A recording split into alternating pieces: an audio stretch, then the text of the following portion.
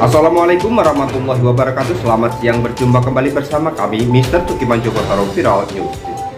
Mari kita saksikan untuk liputan kegiatan Viral News selama ini dalam kegiatan setiap hari.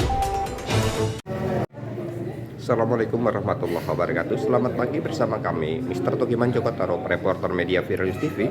Pada hari ini kami mengadakan untuk rapat dengan Partai Gelora yang ada di Tegal, Jawa Tengah. Lokasi saat ini kami ada di Brebes, mewakili untuk Brebes, Tegal Kota dan Kabupaten.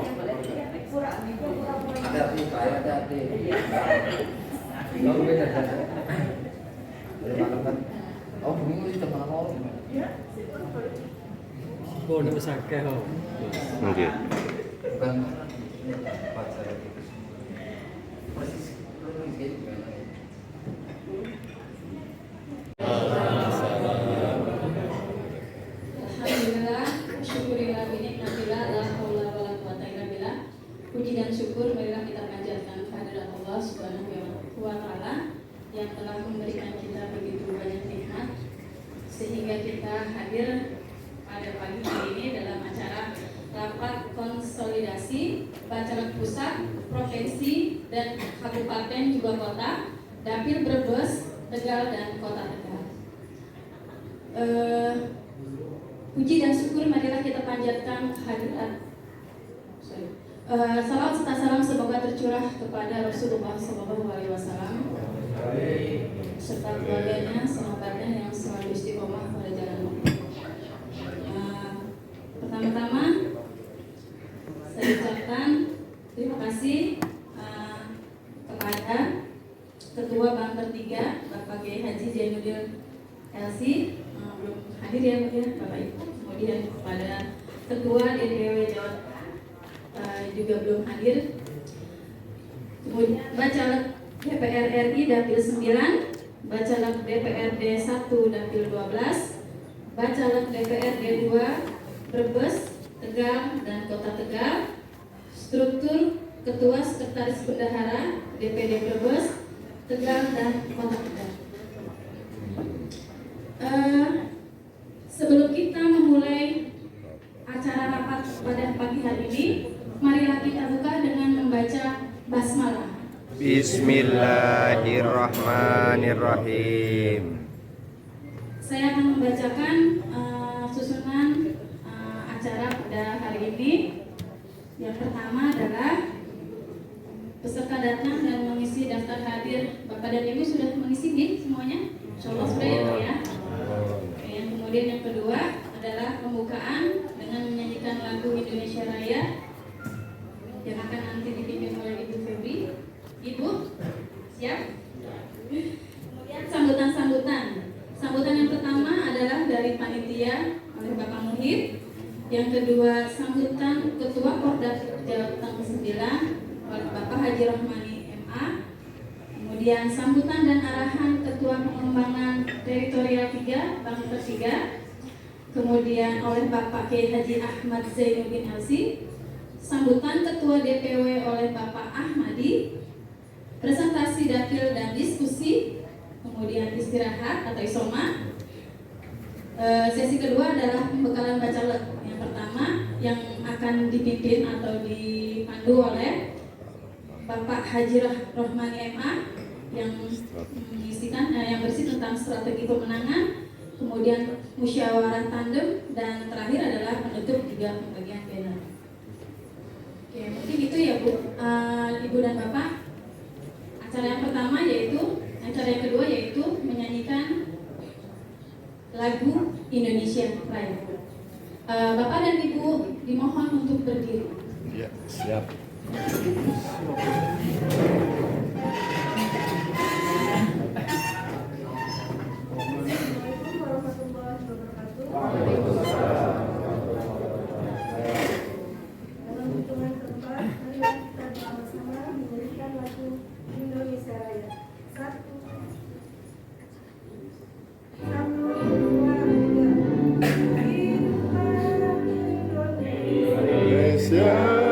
Tanah airku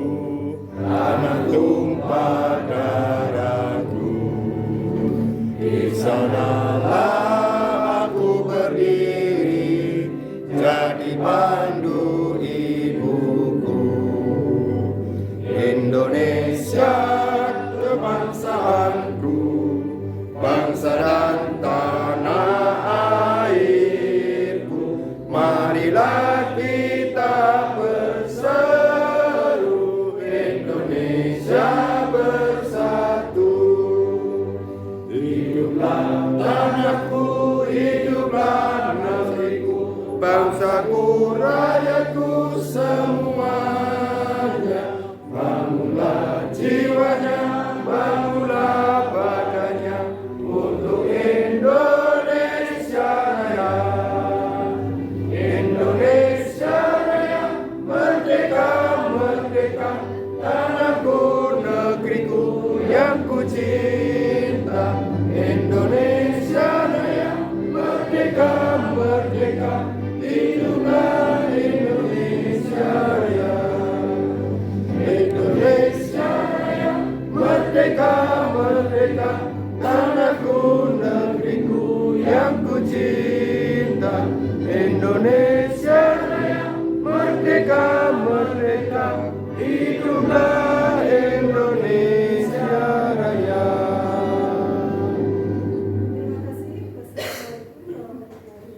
Waalaikumsalam warahmatullahi wabarakatuh. Kayaknya tegang banget ya Pak. Kalau saya bilang Hai hai. hai, Hai. kayaknya halonya 2 kali Pak. Sekali lagi Pak. Halo. Hai.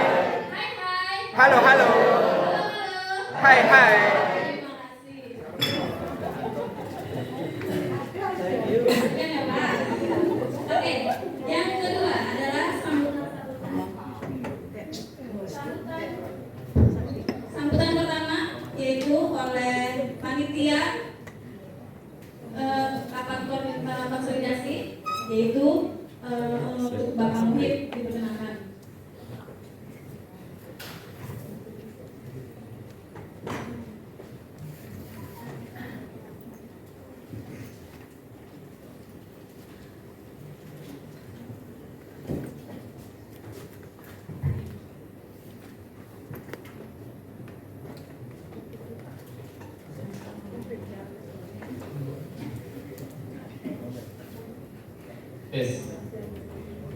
Assalamualaikum warahmatullahi wabarakatuh. Waalaikumsalam warahmatullahi wabarakatuh. Alhamdulillahirabbil alamin wa bihi nasta'inu ala umuri dunya wal din. Wassalatu wassalamu ala asrafil anbiya'i wal mursalin sayyidina wa maulana Muhammadin wa ala alihi wa ashabihi ajma'in. Yang saya hormati Ketua Kordapil 9 Bapak Haji Rohmani MA, yang saya hormati para pecaleg baik itu DPR RI provinsi maupun kabupaten dari Kota Tegal, Kabupaten Tegal dan Brebes. Alhamdulillah, puji syukur kita panjatkan kepada Allah Subhanahu wa taala pada pagi menjelang siang ini, walaupun kita telah 1 jam. Insyaallah, alhamdulillah acara ini bisa kita laksanakan sesuai dengan rencana kita. Ada beberapa hal yang ingin saya sampaikan terkait dengan maksud dan tujuannya diselenggarakannya acara ini, sehingga kira-kira ke depan sampai dengan sore nanti kita akan menghasilkan sebuah pemahaman bersama, menghasilkan sebuah gambaran besar mengenai apa yang kira-kira ingin kita laksanakan dalam 7 bulan ke depan. Bapak-bapak dan ibu-ibu sekalian, kalau lihat kita posisi sampai dengan hari ini, status Bacalek MS kita itu untuk Brebes dari 30 yang mengurus berkas, 20 MS dan 10 TMS. Kemudian dari Kabupaten Tegal, dari 24 Bacalek yang mengurus berkas, 21 MS dan 3 TMS, dan Kota Tegal ada 14 MS dan 1 TMS. Jadi satu dapil kita mempunyai bacalek sekitar 69 dengan status 55 memenuhi syarat dan 14 masih belum memenuhi syarat. Masih ada proses perbaikan dari tanggal 6 sampai dengan tanggal 11 yang kepada para ketua DPD, kemudian untuk operator silon. Jadi sesuai dengan surat edaran kemarin dari DPN, kita diminta untuk input ke Sismira, nanti DPN yang tindak lanjut input ke silon. Teman-teman semuanya, kalau misalnya kita lihat peta dapil tahun kemarin, suara DPR RI untuk partai yang terendah di dapil kita itu direbut oleh PKS 113.796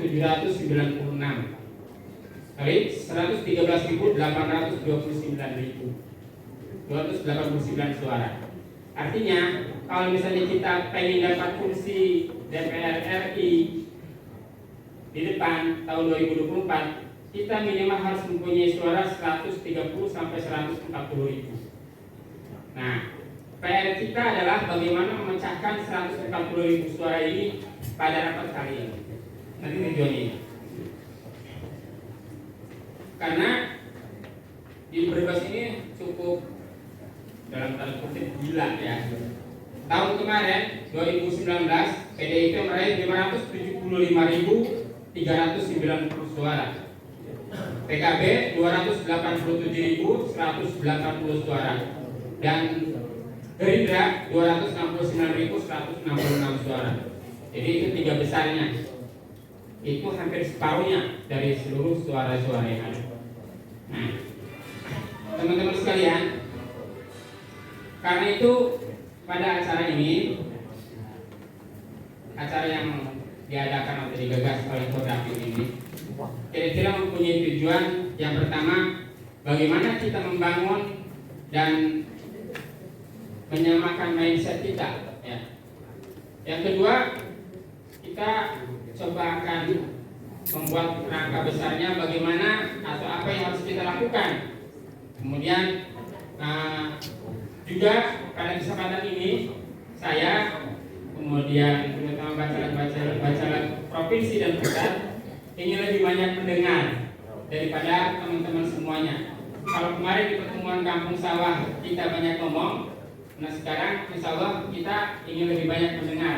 Kira-kira bagaimana teman-teman mengajukan proposal kepada kita semuanya untuk dapil masing-masing mendapatkan kursi kayak gitu ya. Nah itu nanti kita atur bersama. Teman-teman semuanya,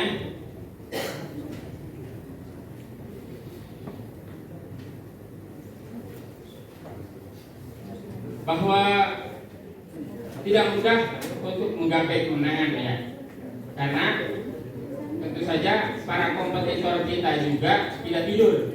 Kalau kompetitor kita diam, tidur, mungkin kita mudah saja untuk mencapai kemenangan. Tapi karena kompetitor kita tidak tidur, bahkan mereka lebih hebat dengan sumber daya dan boleh jadi uang yang tidak berseri ataupun pengalaman yang sudah mereka miliki lebih lama dan sudah income ada yang 2-3 kali. Karenanya harusnya kerja kita itu lebih berat, harusnya lebih banyak gitu kan. Kalau mereka tidur 6 jam, mungkin kita harus tidurnya 3 jam sehari. Kayak gitu. Mulai dari sekarang. Jadi kita harus membangun kekuatan kita. Jadi itu yang kira-kira apa yang menjadi tujuan kita berkumpulnya kita pada hari ini. Nah, untuk alur kegiatan saya akan sampaikan juga bahwa tadi sudah pembukaan, kemudian sambutan, nanti ada presentasi dapil. Untuk presentasi dapil ini, saya ingin setiap dapil menyampaikan kira-kira apa yang menjadi targetnya dalam dapil itu, bagaimana cara mendapatkannya, kemudian dengan apa dan seterusnya, strateginya bagaimana. Jadi minimal nanti setiap dapil satu orang maju ke depan mempresentasikan 5 menit saja cukup. Nanti kalau lebih dari 5 menit saya cut ya, karena waktu yang tersedia kita mepet, begitu sekarang terlambat lagi ya mulainya. Jadi cukup 5 menit bagaimana menyampaikan. Nah kemudian nanti diskusinya secara bareng-bareng. Nah, jadi nanti sebagai yang mengajukan pertanyaannya kira-kira saya dari Pak Rohmani dan Pak Caleg Provinsi. Misalnya Mas Wahid targetnya 12.000 suara. Nah kalau misalnya kira-kira ada yang gagal, akan saya tanyakan gimana mencapai 12.000 kira-kira begitu ya. Oke. Kemudian pada presentasi dapil waktunya 5 menit setiap dapil. Kemudian akan kita lanjutkan dengan forum diskusi.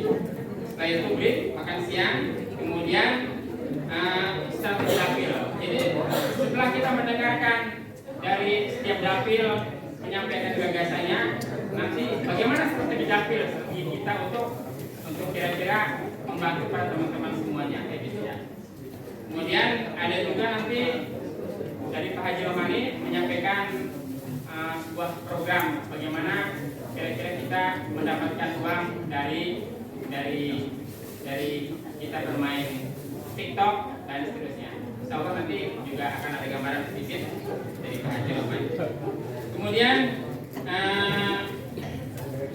terakhir saya ucapkan terima kasih kepada Pak Haji Rohmani yang telah mensupport kegiatan ini dan teman-teman yang alhamdulillah bisa hadir pada kesempatan ini. Demikian kira-kira yang ingin saya sampaikan. Terima kasih. Assalamualaikum warahmatullahi wabarakatuh.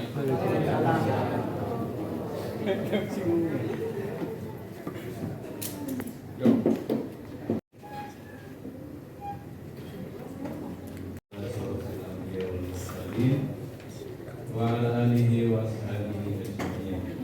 Memberikan hidayah kepada kita sehingga kita bisa menghadiri undangan ini. Terima kasih semuanya kepada pertama Pak Wahid sebagai sekretaris Penakir yang telah menyiapkan acara ini dengan pasukannya, pada Pak Faizin Ketua DPD Kabupaten Tegal, Rizal Purnomo Ketua DPD Kota Tegal.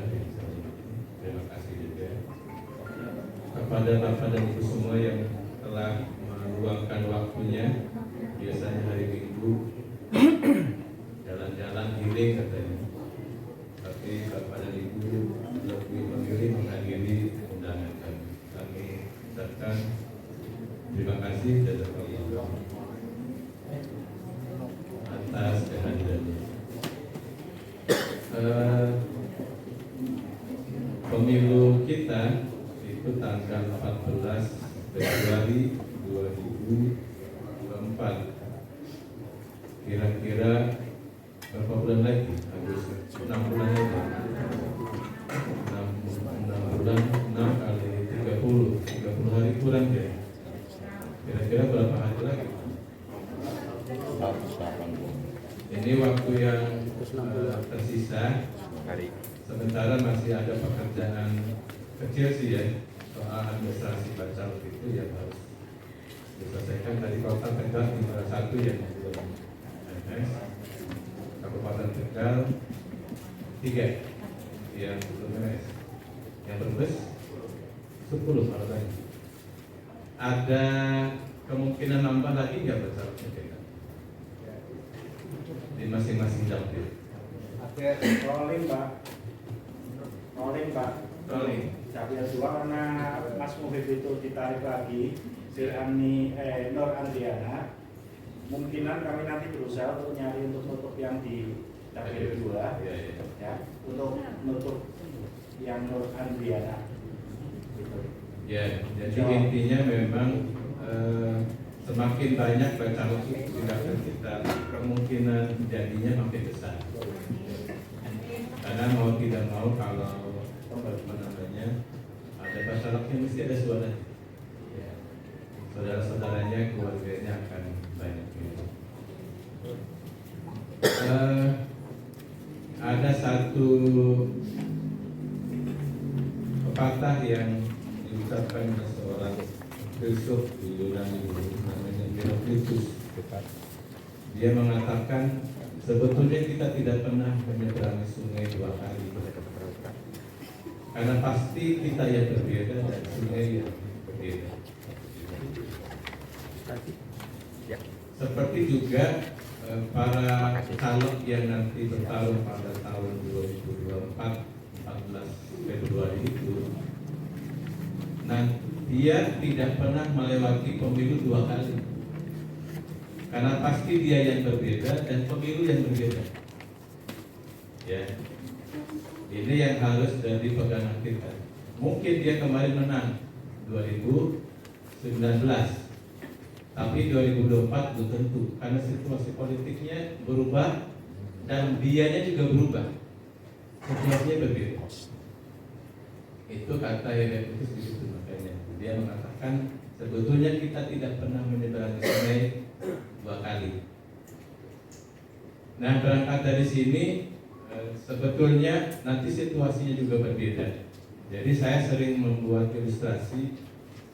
Kadang-kadang kalau kita berjualan, kita mungkin kontrak rumah, mengontrak toko di perempatan jalan.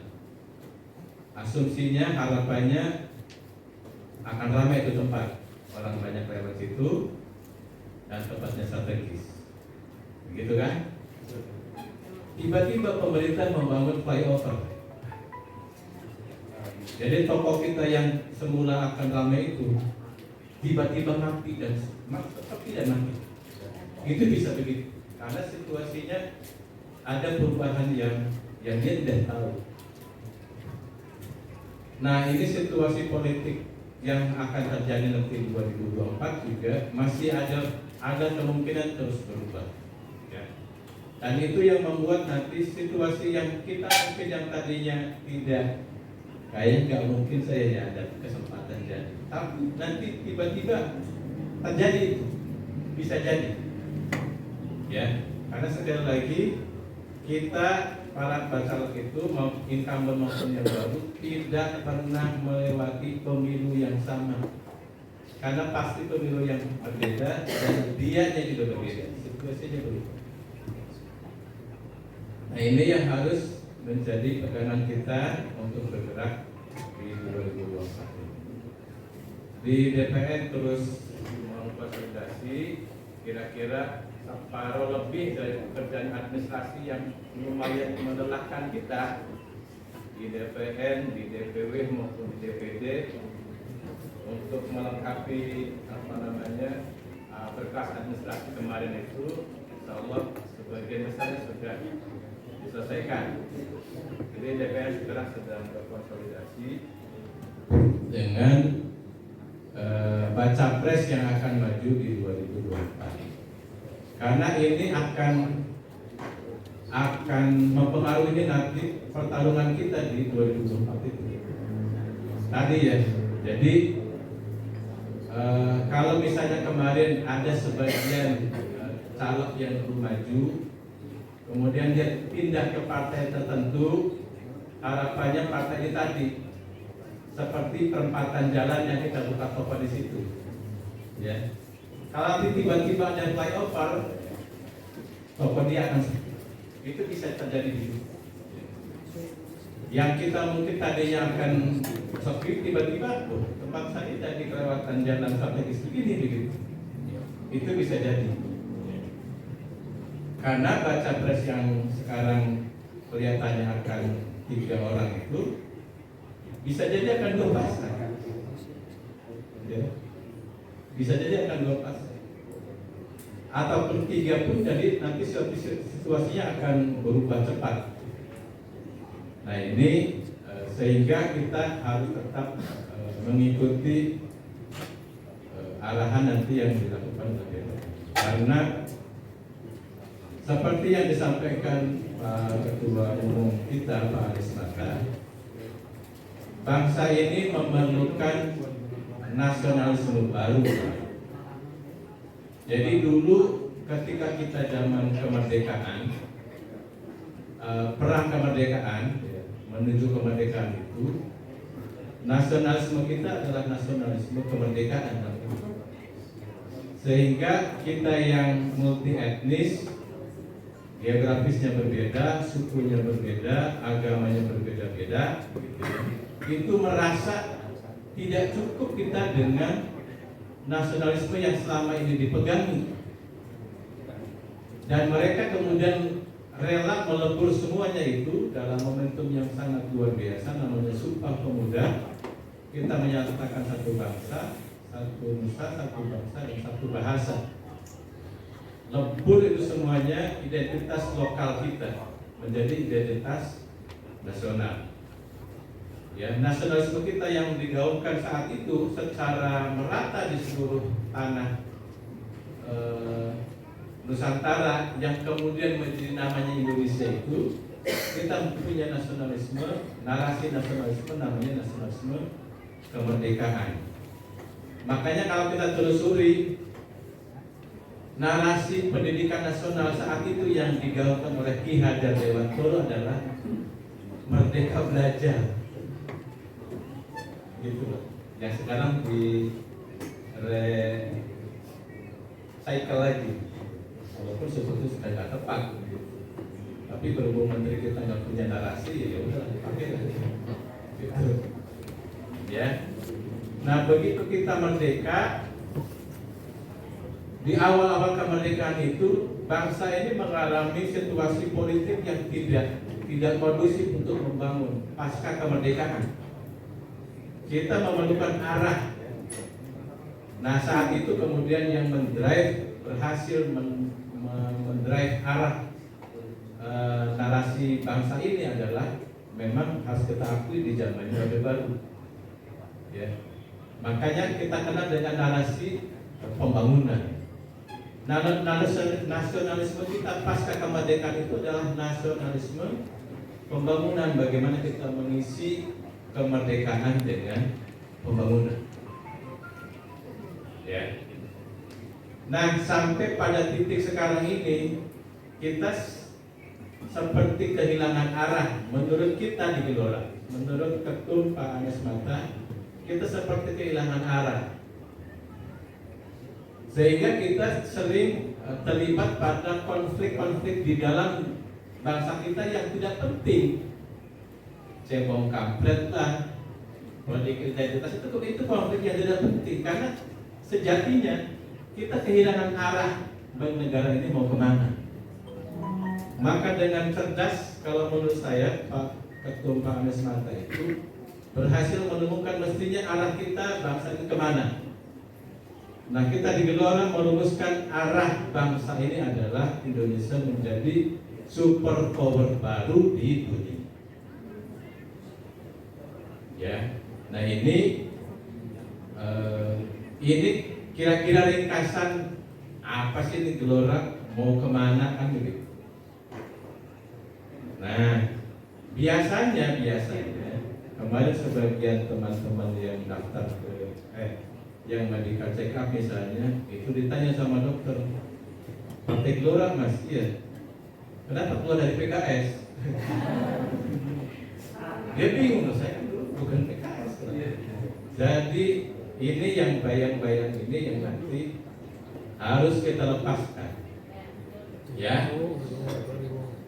Nah,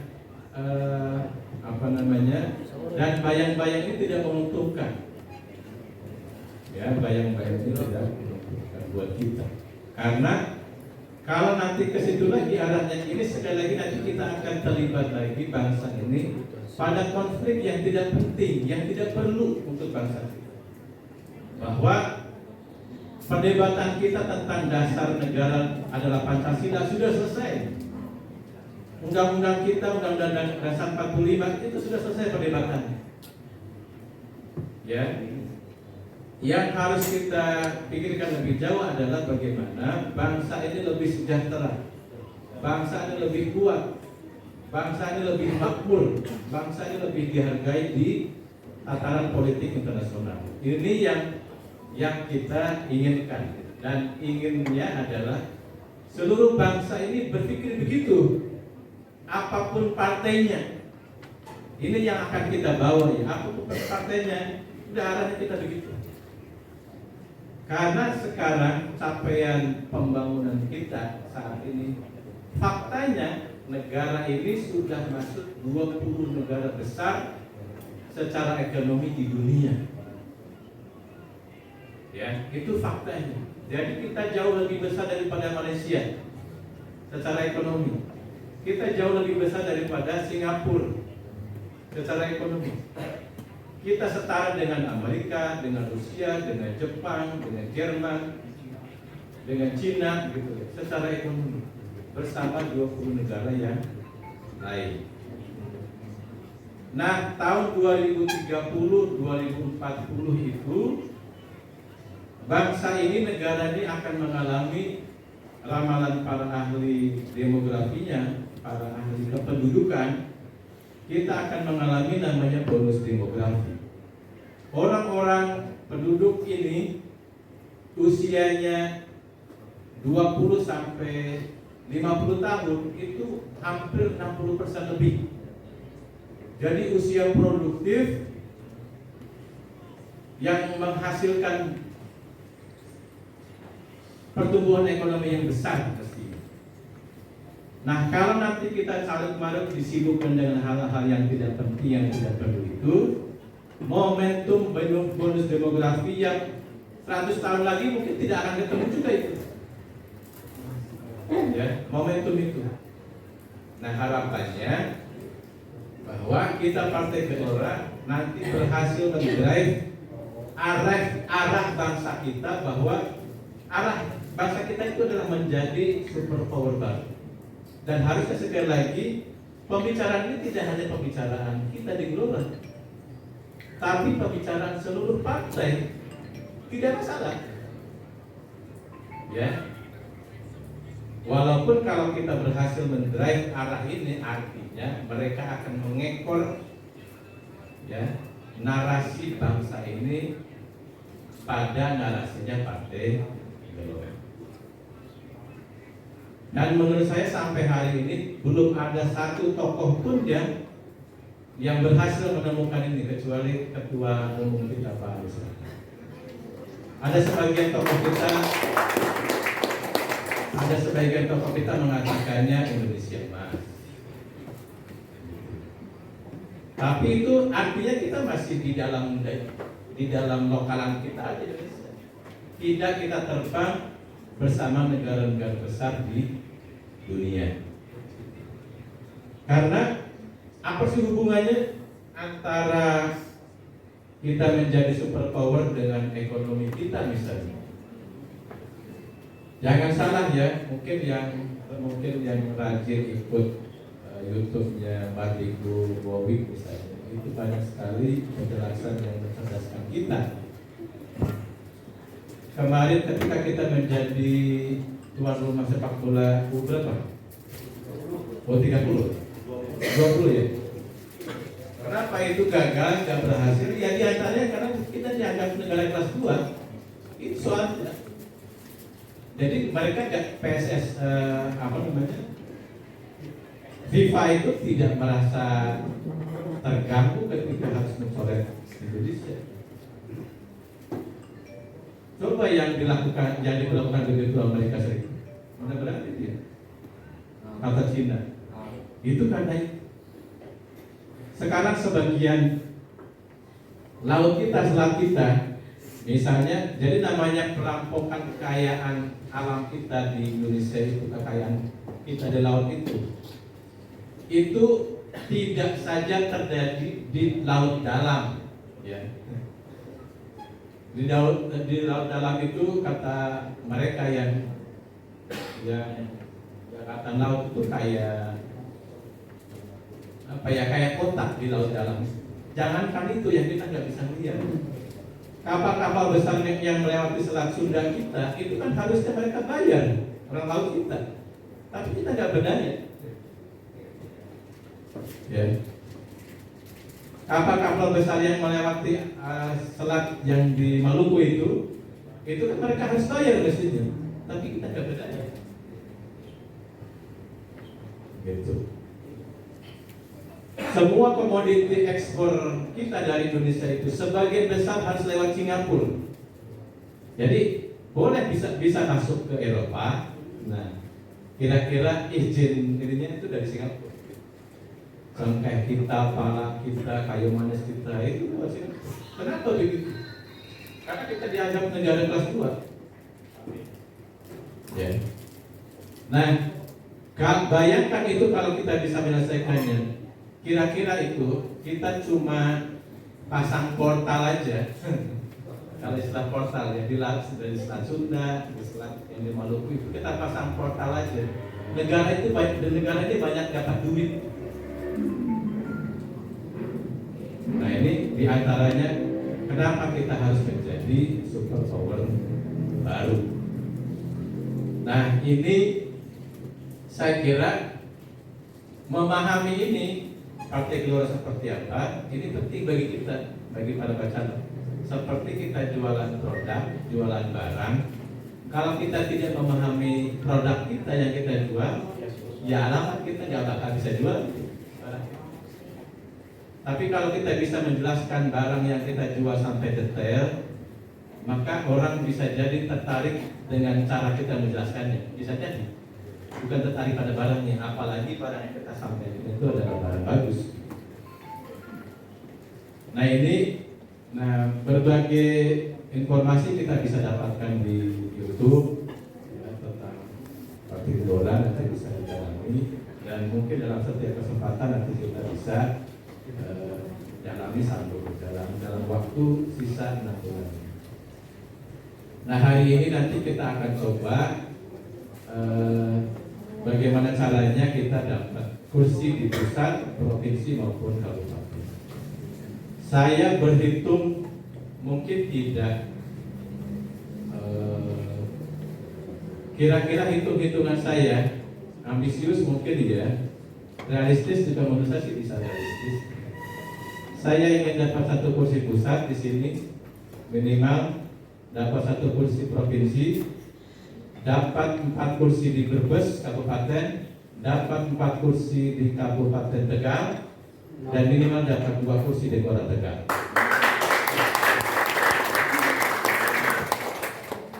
Saya sudah lihat petanya, walaupun sekali lagi tidak menutup kemungkinan ya, yang tidak saya perhitungkan bisa muncul. Karena sekali lagi tadi saya sampaikan, bisa jadi yang tadi saya selalu membuat ilustrasi begitu. Kita sudah membangun toko kita di perempatan jalan, tiba-tiba pemerintah bangun flyover. Kalau di Jakarta itu, saya ingat sekali ada mall besar di Kalibata, ya di dekat rel kereta api itu ada mall besar dulu. Bangun di situ, wah dibakar lagi. Saya juga membakar lagi. Tiba-tiba ada flyover melewati rel kereta itu mall Kalibata itu langsung sepi. Dan menurut saya nanti situasi politik kita akan begitu. Nah, sambil nanti mengikuti perkembangan arahan dari DPR, kita tetap mempersiapkan tadi segala kemungkinan yang bisa kita lakukan sambil berjalan. Jadi hal-hal yang teknis nanti akan kita bahas pada seharian ini, sampai nanti kita yakin bahwa di dapil kita kota dan kabupaten, yakin kita akan dapat 1 kursi di dapil kita.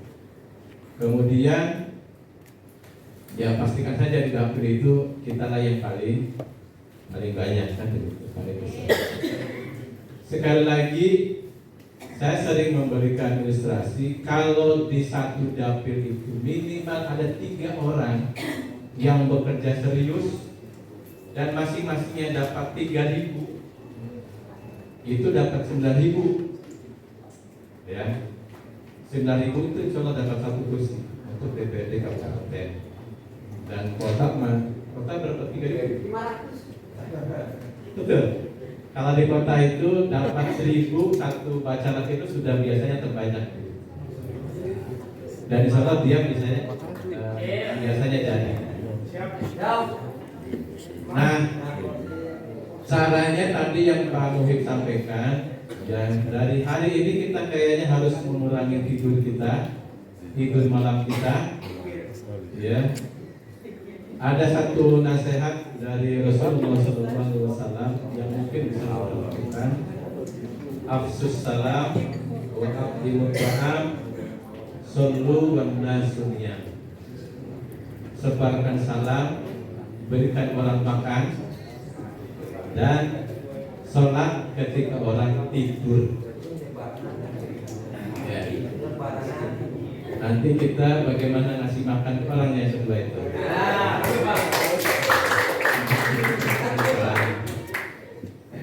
Nah, yang selama ini orang lakukan bawa duit dari rumah kemudian kita bagi-bagi. Nanti kita coba cari caranya, duit bukan dari kita bisa bagi-bagi gitu ya. Nah ini, jadi seperti saya kemarin perjalanan ke sini itu ditemani seorang kawan tetangga saya dari Jakarta. Ada urusan bisnis di sini dia. Kemudian saya cerita, karena dia bertanya, kenapa sih Bulat tidak milih Pak Anies Baswedan? Saya bilang, kelihatannya kita lebih dekat ke Prabowo, saya bilang. Karena Prabowo dianggap oleh publik lebih saya itu ke tengah. Jadi Pak Anies itu dianggap lebih ke kanan, Ganjar lebih ke kiri, Prabowo itu dianggap di tengah. Makanya surveinya dia paling tinggi. Nah, saya bilang begitu. Kemudian yang kedua, kenapa sih sampai hari ini Pak Anies Baswedan tidak segera deklarasi siapa capresnya? Saya bilang ini seperti dikatakan oleh Fahri, ini soal bohir. Karena Pilpres ini tidak lepas dari hajatannya oligarki. Tidak, walaupun jika tidak menutup kemungkinan juga lepas dari ya blok Amerika dan Cina sekarang di level internasional. Saya bilang karena saya dapat informasi Fahri, kalau yang dimajukan cawapresnya adalah AHY, maka PKS sudah minta gantinya lah. Capresnya kan dari Nasdem, cawapresnya dari Demokrat. Terus kita PKS dapat apa dong? Jadi saya bilang betulnya PKS itu minta 1,2.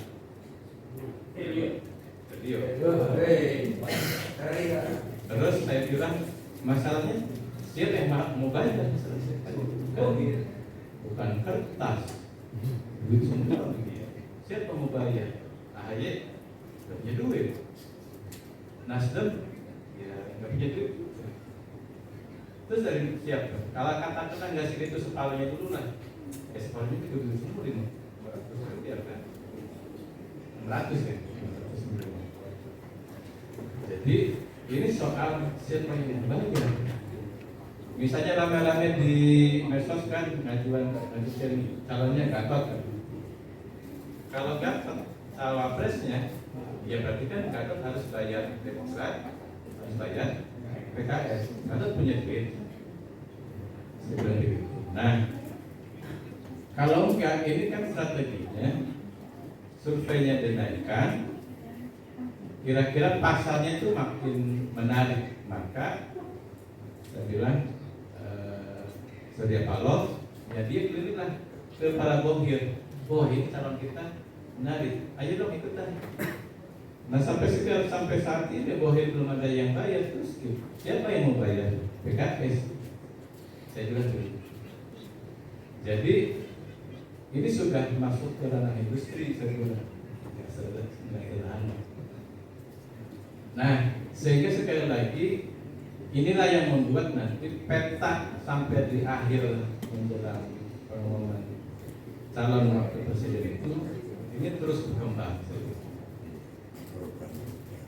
Nah, kira-kira kan begitu. Nah, kalau sekarang surveinya paling tinggi itu Prabowo, ya kira-kira nanti ada Prabowo.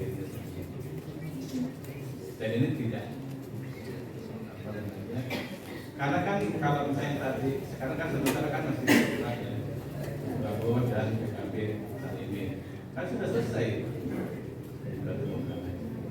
Walaupun saya bilang lagi-lagi Pilpres ini tidak ada, ya ada ongkosnya, dan itu tidak sedikit, tidak murah. Jadi lagi-lagi nanti bolehnya kemana seperti itu. Nah, sehingga dia baru pikir tuh, begitu saja. Jadi jangan kita pikir, oh dia akan independen, nggak ada seperti. Mereka itu semuanya, ya, semua yang maju di capres itu, jangan kan capres bupati, wali kota, itu ya kalau yang mereka politisi beneran, itu tidak ada mereka berpikir akan bawa duit dari rumah, itu nggak ada itu. Tapi selatan, tapi dua buku ada. Siapa? Ya, Mas yang sah ya. Dapil 3. Oke. Siapa lagi? Dari dapilnya Bumerang? Oke. Dapil Bumerang dapil berapa? Dapil 2 ya. Dapil 2. Kemudian Mas Hardiansah dapil 3. Agak ya. Oke. Untuk dari Kabupaten Tegal, dapil 1 ada presentasi, Pak Burhan ya. Kemudian dapil 2, Mas siapa? Mustafa. Bukan caleg. Tim sukses. Tim ses? Ya. Oh, ya nggak apa-apa. Apa? Nanti sudah dapat surat mandat ya? Belum punya. Maksudnya nggak pakai surat, Enggak pakai dapat surat. Takutnya itu sukses sekali.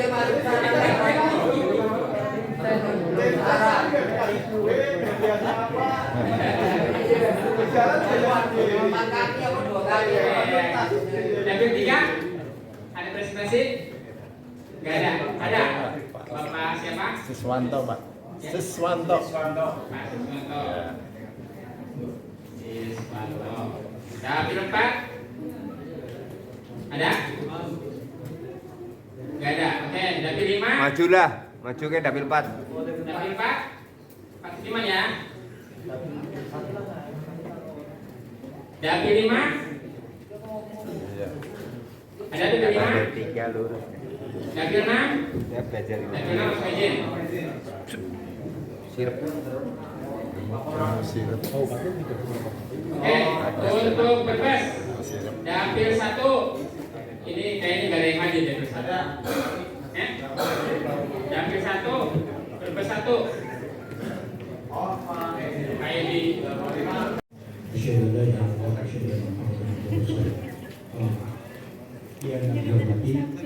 Dari dapil 1 yaitu Bapak Burhan yang telah maju ke depan untuk mencapai suatu visi misi dan program. Yang saya hormati Pak Romani, Pak Made. Sip. Catat tangan, yang kata yang dibaca. Iya, Pak. Nanti masuk ini sih YouTube. Bisa ya. Dikirim sama siapa ya? Iya, nanti tak. Kenang-kenangan. Bismillahirrahmanirrahim. Assalamualaikum warahmatullahi wabarakatuh. Waalaikumsalam. Bismillahirrahmanirrahim. La haula wala quwwata illa billah. Asyhadu an la ilaha illallah wa asyhadu anna Muhammadar Rasulullah. Innallaha yuhibbul ladina yuqatiluna fi sabilihi syafa'atan abdul khusus. Laqad kana lakum fi rasulillahi uswatun hasanah liman kana yarjullaha wal yawmal akhir. Terima kasih kepada yang mulia, kami hormati dari seluruh pusat sampai jajarannya. Tidak lupa kami aturkan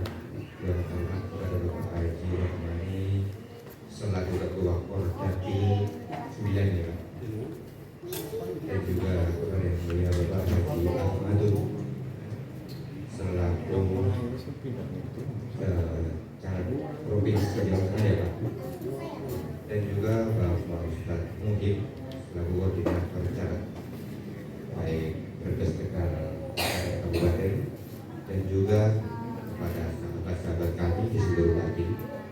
Semoga dengan niat tulus ikhlas untuk mewujudkan cita-cita mulia sesuai dengan logo dan mutu, Gelora harus tampil nomor 1. Saya sengaja pakai peci logo Pancasila. Saya tahu bahwa ada yang tidak suka dengan Pancasila. Saya beranikan diri, saya pribadi dari dulu, dari Jawa Barat sampai manapun logo saya seperti ini. Sampai ke dinas pun saya juga pakai logo seperti ini. Kenapa saya tahun ini mau menjeburkan diri di partai politik, padahal saya dari dulu itu golput Pak. Golput, tidak pernah milih pemimpin. Sadar. Tapi cari makan di Indonesia. Ya. Nah, kenapa? Setelah bertahun-tahun saya belajar Pak, saya di Sufi Pak, saya orang tauhid, tak buka identitas saya. Karena saya dipelajari dan belajar dengan orang tauhid yang tidak boleh mengadu domba dan diadu domba. Tapi kalau tidak berantem saya tidak pernah mundur. Saya pribadi saya punya pasukan, baik yang mungkin maupun yang nyata, termasuk di saya. Saya selalu mensupport Pak, jujur. Di Jakarta saya pengawal presiden. Kemarin Jokowi yang Maruf, Prabowo termasuk. Ternyata ini ada rentetannya. Saya sudah ditelepon sama tim Prabowo, suruh jadi satgasus lagi. Kata kami 1 triliun dia tidak sanggup. Saya mundur. Orangnya saya, stempel dari saya. Bukan satgasus saya tidak bisa. Saya dari pejuang Siliwangi yang tidak pernah minta gaji. Saya kok. Kenapa saya terpancing dan terpengaruh dengan tahun ini? Karena yang memberikan rekomendasi kepada saya sesuai dengan nama Islam. Siapa mereka? Bapak Haji Ahmad.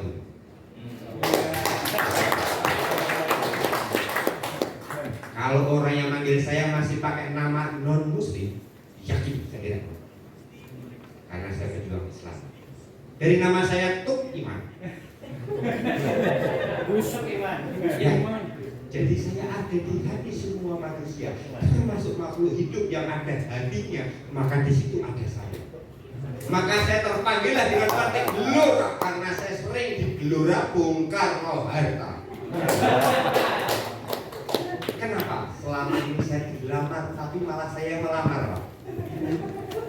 Karena saya yakin betul kalau tidak ada yang berani tampil dan tidak ada yang berubah sistem tatanan Indonesia, yakin sampai kapanpun Indonesia sampai kiamat pun tertindih.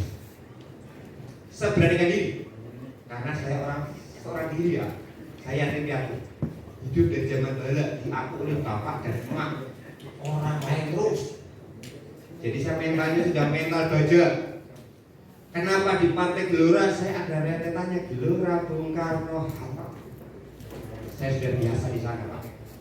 Kalau ada video saya waktu saya kalau Prabowo Pak pakai bendera terpanjang Pak 75 meter. Saya suka. Kenapa di sini saya mau ikut di Gelora? Karena itu semangat juang yang tidak pernah putus.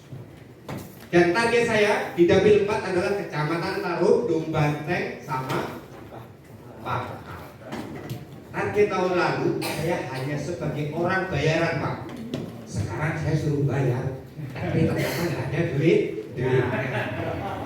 Tadi ada orang yang pidato sebelumnya, menjaga barang siapa yang sungguh-sungguh, maka Allah akan buktikan kesungguhannya itu dengan keseriusannya.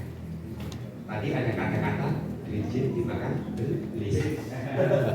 Saya nanti akan minta kerjasama itu supaya dia nggak marah sama saya dan setan nggak marah sama saya. Silakan yang punya ide gagasan buat proposal, cantumkan nama saya, tampilkan bahwa Gelora berani tanggung jawab. Saya orangnya. Tak kasih cara Pak. Kenapa? Saya menyelesaikan masalah Jawa Tengah dengan perekonomian UMKM. Saya bersama dengan PMK. 30 detik lagi. Ya siap, masih lama. Saya menjawab pertanian, saya mengeluarkan produk pupuk super surya alami langsung terbit dari personil kami menjawab pertanyaan. Masih berapa menit? Kedua, setiap ada masalah masyarakat yang tertindas oleh siapapun itu, saya maju untuk backing tidak pernah bayar. Sampai pengadilan, sampai mahkamah, saya siap taruh. Saya bertarung Pak. Tidak perlu bersyukur. Kasihan pasukan saya pada nangis. Tangisin anak istri. Takut mati karena mereka kehilangan. Kalau saya kan bayar. Jadi nggak terhormat. Nyawa dari aku pun dari Allah. Saya yakin baca dan saya berani. Kenapa di Gelora ini selalu semangat? Karena ini yang berubah dirinya biar menjadi orang yang terhormat dan dihormati, yang selama ini dipijak dan ditindas baik ekonomi, pendidikan dan lain-lainnya. Karena Undang-Undang 45 belum diterapkan secara utuh. Salam semangat buat Gelora. Gelora. Gelora. Harus merdeka, harus menang. Ya ingat, tarung jangan mengaku kalah, belum tarung sudah mengaku kalah. Jangan lemah, cari duit yang banyak, beli seragam. Walaupun saya masih dikasih sama Pak Haji Ahmad. Karena justru Pak saya mendadak. Bila taufik walhidayah, wassalamualaikum warahmatullahi wabarakatuh. Semua semangat. Terima kasih Bang yang kayak Pak Soekarno. Sukan tapi ono. Ada bocoran nih, minta duit ke Pak Ahmadun. Cocok. Tempur, Pak. Main semangat tuh. Ternyata sudah cair dari Pak Ahmadun. Cair. Iya. Oke, lanjut teman-teman.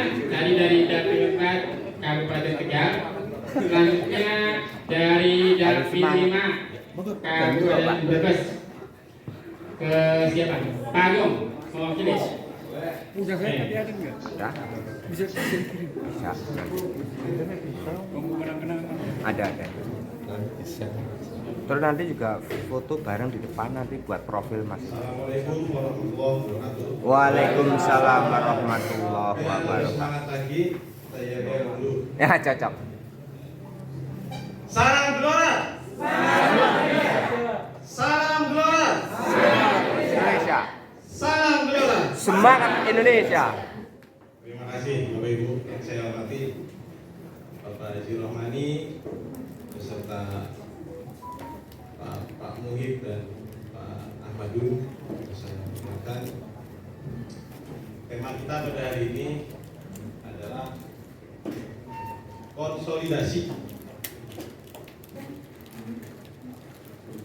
Konsolidasi berarti menginginkan kita untuk solid berjuang, memenangkan Partai Gelora pada setiap dapil. Harapan kita satu dapil, satu kursi.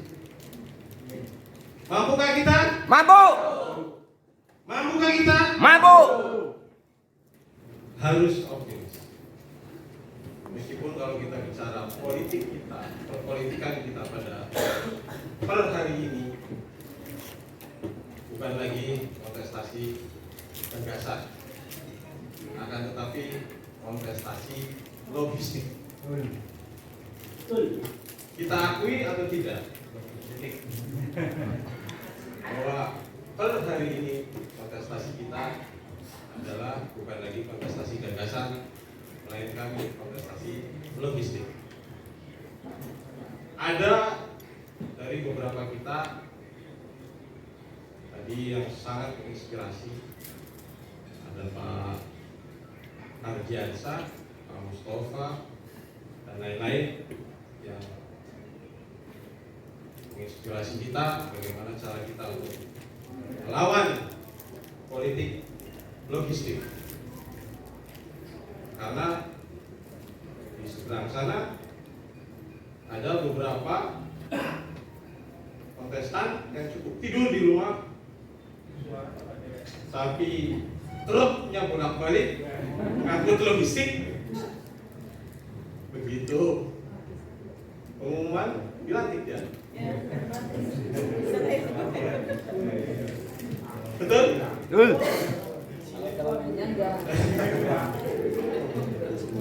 Betul gitu.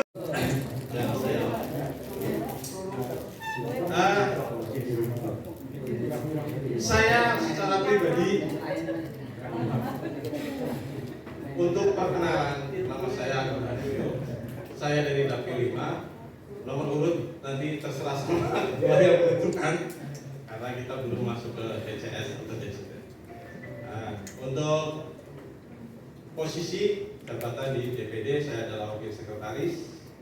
Sementara kalau di non struktural kepartean saya adalah ketua Percasi Kecamatan Kersana. Selebihnya saya bekerja sebagai kolektor di salah satu perusahaan pembiayaan. Nah, ini merupakan juga suatu strategi bagaimana ketika kita akan menghadapi kontestasi logistik tadi. Karena saya merasa bahwa saya tidak memiliki logistik yang cukup, maka ketika ada tawaran untuk sebuah posisi di kolektor pada sebuah perusahaan pembiayaan, saya ikut mencoba melamar. Apa motivasi saya? Ketika saya terjun ke lapangan mengkolek angsuran yang belum masuk, itu saya jadikan sebuah modal dasar. Yaitu mungkin strategi ya, salah satu strategi. Dan itu strategi saya secara pribadi. Saya yakin manakala kita bisa bertemu dengan seseorang bertatap muka, minimal itu 3 kali kalau kita pengen diingat oleh seseorang. Saya masih ingat betul ketika kita rakor di Semarang waktu itu, Pak Marbun, Pak Riko Marbun itu memberi masukan kalau kita ingin dikenal oleh seseorang, maka kita minimal harus bertemu 3 kali. Maka itu saya pada kesempatan ini ingin menyampaikan kepada teman-teman Bapak Ibu semua,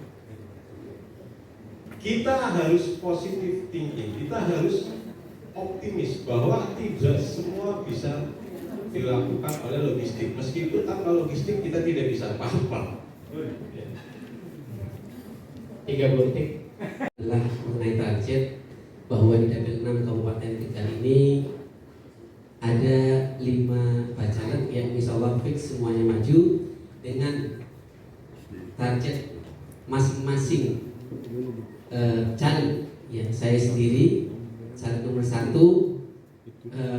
dengan target suara minimal 5.000. Kemudian ada bacalek nomor 2 Mas Isnandar, berdiri Mas Isnandar. Iya, dia nggak mau kalah sama ketua, mintanya 6.000. Kemudian di nomor 3 ada Bu Sri Widyasuti, mohon berdiri. Beliau menargetkan 4.000. Ya. Kemudian ada di nomor 4 Mas Joni Santosa, beliau menargetkan 4.000 juga. Dan satu lagi Pak Caleg Mbak Rizka yang hari ini masih ada di Bangka Belitung di desanya nyonyanya Pak Rohmani, dia menargetkan 2.000. Kalau saya total ada 21.000 suara target. Asumsinya kalau kita lihat jumlah suara terakhir, kursi terakhir di tahun 2019 dengan jumlah suara 6.900 sekian, itu berarti Dapil 6 dapat 2 kursi. Amin ya Rabbal. Tepuk tangan buat kita semua. Ya, siapa yang akan di? Ya, itu semuanya tergantung kepada Allah Subhanahu wa taala. Yang jelas kami semua sudah berusaha dengan maksimal dengan cara-cara kami, karena kebetulan saya dan teman-teman di Dapil 6 itu lebih kepada kegiatan sosial. Ya, kalau saya personal branding saya sudah saya mulai tahun 2018 ya. Juli 2018 saya hijrah dari Jogja ke Tegal, kemudian mencalonkan diri sebagai kepala desa, kemudian belum jadi, tapi setelah nggak jadi kami bikin kegiatan sosial yang sudah berjalan selama 5 tahun dan alhamdulillah sudah dirasakan oleh masyarakat dan insya Allah itu akan menjadi modal sosial saya. Ada juga Mas Juanda yang bergerak di bidang sosial juga, beliau sangat konsisten untuk membantu siapapun warga yang membutuhkan karena beliau ada di bawah dinas sosial. Ya. Ada juga Mas Joni yang memang luar biasa dengan kegiatan sosialnya juga, ada di Gemas, ada di ini di itu, bahkan beliau juga seorang ketua SSR ya, Sadurur Salawasi apa Sadurur Sekejam nggak tahu ya. Yang jelas insya Allah dengan modal sosial itu juga bisa mendongkrak suara. Ada juga Bu Tuti yang sudah malang buana, bahkan beliau ini adalah dulu satu kelas sama Pak Jumadi ya, SMA-nya itu bareng sama Pak Jumadi. Barangkali ya ketularan juga kayak Pak Jumadi nanti jadi wakil bupati ya. Jadi di Kabupaten Tegal itu ada ada Bu Nuning juga. Bu Nuning mana ya? Bu Nuning yang juga teman SMA-nya yang sekarang menjadi Bupati Pemalang ya, Pak Mansur ya. Ya, jadi alhamdulillah kami punya orang-orang yang luar biasa. Mudah-mudahan dengan komposisi yang ada di kami bisa memenuhi target-target kami. Karena kita semua tahu bahwa menurut Pak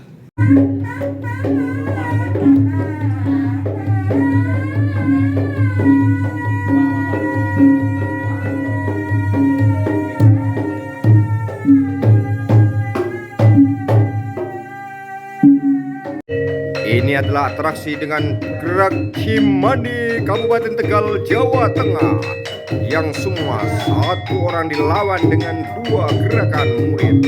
Semuanya adalah sudah terlatih.